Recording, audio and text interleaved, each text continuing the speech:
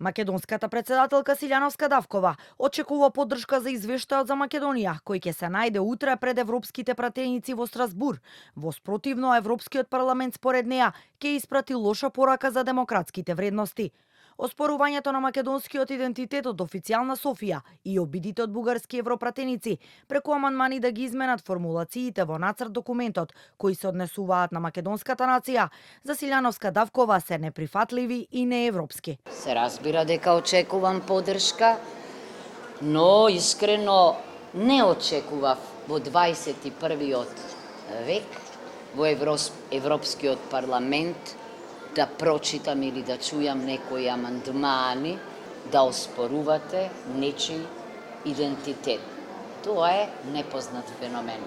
Особено што седите во институција која е дел од Европската Унија, тоа е нешто шокантно. Македонската председателка не одговори конкретно дали има потврда од нејзиниот бугарски колега Радев за средба на маргините на НАТО самитот во Хаг на крајот на јуни. Но резолуцијата со која бугарското собрание ја засили позицијата на Софија за македонските евроинтеграции според неа го отежнува диалогот со бугарските власти. Навредливо е такво нешто да се направи, зошто? Бидејќи во стартот го оневозможувате заедничкото чекорење низ диалог. Можете да помогнете некому со разбирање.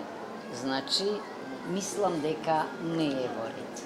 Се разбира, во друга држава сега би следела иста таква декларација во парламентот. Според поранешниот амбасадор и вице-премиер за европски прашања Ивица Боцевски, македонската дипломатија се вложила максимално за да помине нацрт извештајот во Европскиот парламент, во кој јасно се споменува македонскиот идентитет и покрај силното бугарско лоби, негирањето на македонската нација и резолуцијата во бугарскиот парламент, кои според него се несвојствени за 21. век. Ќе следиме ситуацијата. Она што сум сигурен е дека македонска дипломатија го сторила својот максимум за да може да помине овој текст на резолуцијата онака како што беше изработен. Во 2025 година, 3 години после руската инвазија врз Украина, која што беше легитимирана со спорењето на самобитноста на украинската нација, истата таа реторика да се користи во европските структури, во Европскиот парламент е една голема срамота. Во пресред на гласањето за извештајот, европратеникот Вајц, кој е и негов автор,